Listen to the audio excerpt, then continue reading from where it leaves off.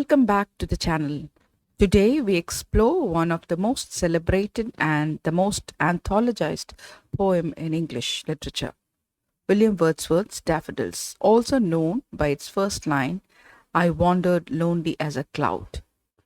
In this video, we look at a brief note on Wordsworth, a detailed summary of the poem, a critical interpretation, and a close analysis of the imagery that makes this poem unforgettable. Let's begin.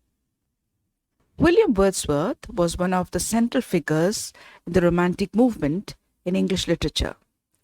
Known for his deep love for nature, Wordsworth believed that poetry should be grounded in everyday experience and expressed in simple language. Wordsworth's partnership with Coleridge resulted in the landmark 1798 collection Lyrical Ballads, which officially launched British Romanticism. Wordsworth defined poetry as a spontaneous overflow of powerful feelings, recollected in tranquility. The poem Daffodils exemplifies the theory of his definition. The poem Daffodils was composed in 1804 and published in 1807. It is inspired by a real event. Once during his walk with his sister, Dorothy Wordsworth, near Ullswater in the Lake District, they encountered a long belt of golden daffodils dancing in the breeze. Dorothy's journal describes the scene vividly, and Wordsworth later immortalized the daffodils through his poem. This poem is a lyrical meditation on memory and reveals the restorative power of nature. Let's delve into the detailed summary of the poem. The poem consists of 4 6-line stanzas written in simple musical rhythm, iambic tetrameter, with an alternate rhyme scheme. The poet begins to compare himself to a solitary cloud drifting in the sky. During one such aimless wandering, he suddenly encounters a long stretch of golden daffodils beside a lake, beneath the trees, fluttering and dancing in the breeze. This impressive sight of the endless daffodils grabs his attention. Stanza 2. The daffodils seem to stretch endlessly along the lake shore, continuous as the stars that shine.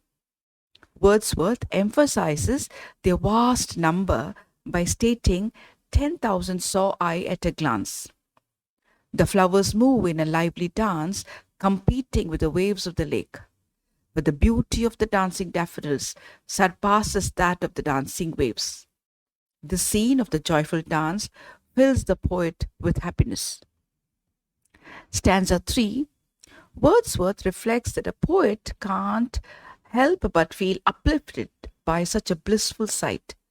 The sight of the daffodils becomes a source of wealth that gives him a great sense of fulfillment. Stanza 4. Sometime later, when the poet felt alone and was in a reflective or pensive mood, the memory of the daffodils flashes in his inward eye, which he calls as a bliss of solitude. This memory instantly fills his heart with pleasure as he finds himself in its jocund company.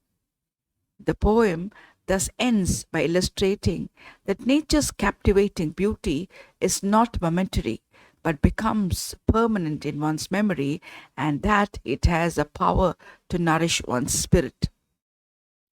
Let's go to the critical interpretation. Daffodils is more than a simple nature poem. It reflects several key romantic ideas. 1. Nature as a source of emotional healing. Wordsworth presents nature not merely as a background, but as a living force that interacts with the human mind. The daffodils become a form of therapy as there is a shift in his mood from being pensive to becoming joyful. Memory and imagination. Wordsworth emphasizes the romantic belief that memory and imagination are transformative. The daffodils are not just beautiful in the moment, they continue to give joy long after the experience has passed. Spiritual connection with nature.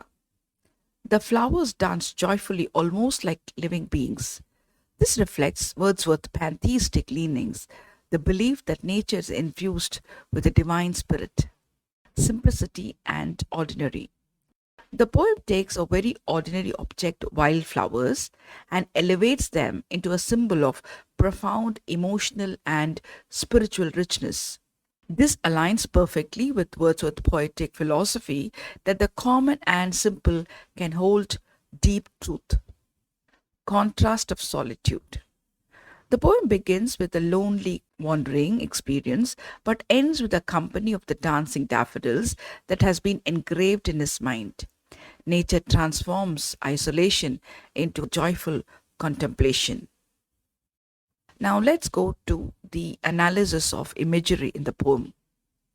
Wordsworth's mastery lies in his use of imagery, which makes the poem visually rich and emotionally resonant. 1. Visual imagery. The poem is dominated by bright, vivid images. A crowd, a host of golden daffodils, continuous as the stars that shine, fluttering and dancing in the breeze. Wordsworth paints the daffodils in golden light, evoking warmth, vitality, and cheerfulness. 2. Movement imagery. The poem is filled with motion, the poet wandering like a cloud, daffodils fluttering, tossing, and dancing, waves dancing beside them. This movement creates vibrancy and reflects the living energy of nature. 3. Cosmic imagery. Comparing the daffodils to stars elevates their significance. It suggests vastness, continuity, and a sense of the sublime. The flower here is no longer a mere part of a plant, it becomes a part of the universe. Emotional imagery. The inward eye symbolizes memory and imagination. When the memory of the daffodils arises, his heart dances. This fusion of internal and external imagery shows how nature and mind blend in romantic poetry. Coming to the conclusion, Wordsworth's Daffodil remains timeless because it speaks of a universal truth. Nature can heal, uplift, and comfort the human soul. Through simple language, musical rhythm, and vivid imagery, the poem celebrates the harmony between the human mind and the natural world. The daffodils become a symbol of enduring joy, reminding us that even the simplest experience in nature can leave a lifelong emotional impression. If you enjoyed this detailed explanation, don't forget to like, share, and subscribe for more literary insights. See you in the next video. Bye bye.